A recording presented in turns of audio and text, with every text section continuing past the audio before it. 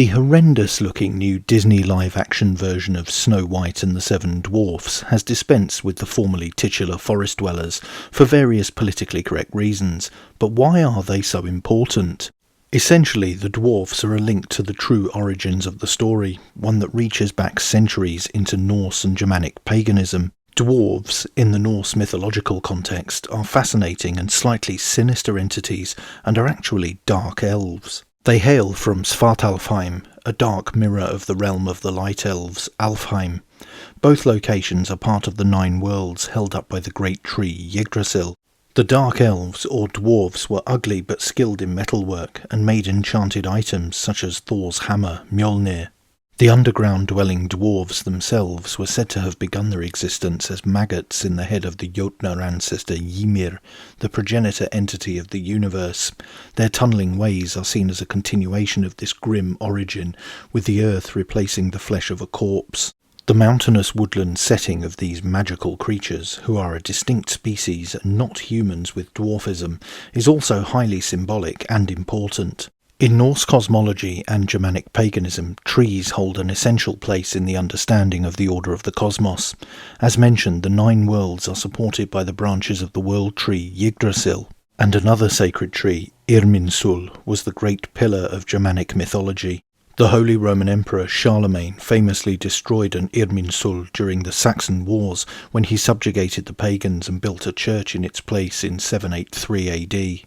Germanic pagans venerated sacred groves and trees, including Donner's oak, with Donner being the representation of the Norse Thor.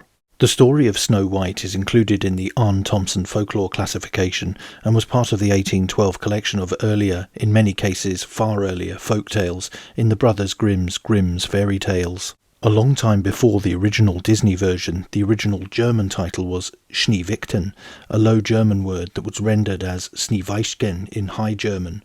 The Grimms completed their final revision of the story in 1854. There are a number of versions, but the dwarves are often portrayed as miners, a clear nod to their Germanic mythological origins, an occupation they are suited to as their size allows them access to tight spaces within mountain mines. This is also the case in other renderings of the mythological beings, such as in J.R.R. Tolkien's The Lord of the Rings. The story also appears in Celtic Breton folklore, where the dwarves are represented by Corrigans, a dwarf-like spirit whose name is etymologically linked to the Cornish word corric, meaning gnome. In Dutch and Flemish versions, the entities are kabouters, creatures similar to Irish leprechauns or, again, gnomes.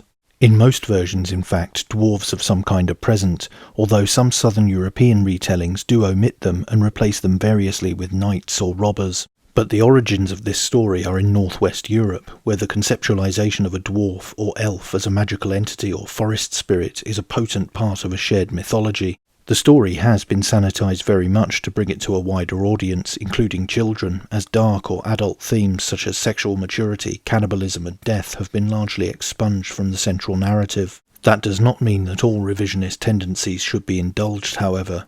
Whilst the modern era may see offensive slights and phantoms of wrongthink around every corner, the originators and propagators of this tale imagined dwarves, fairies, sprites and gnomes behind every blade of grass and under every hill. It was their way of understanding a world they had not yet tamed, which presented them with fear and wonder on a daily basis. These facts should not be forgotten because they don't fit in with modern ideas. They aren't supposed to. And in every way that matters, they're all the richer for it. But what do you think? Let me know in the comments below, and don't forget to like, share, and most importantly subscribe. And you can also support the channel on Subscribestar via the link in the description. Thanks for watching. Bye for now.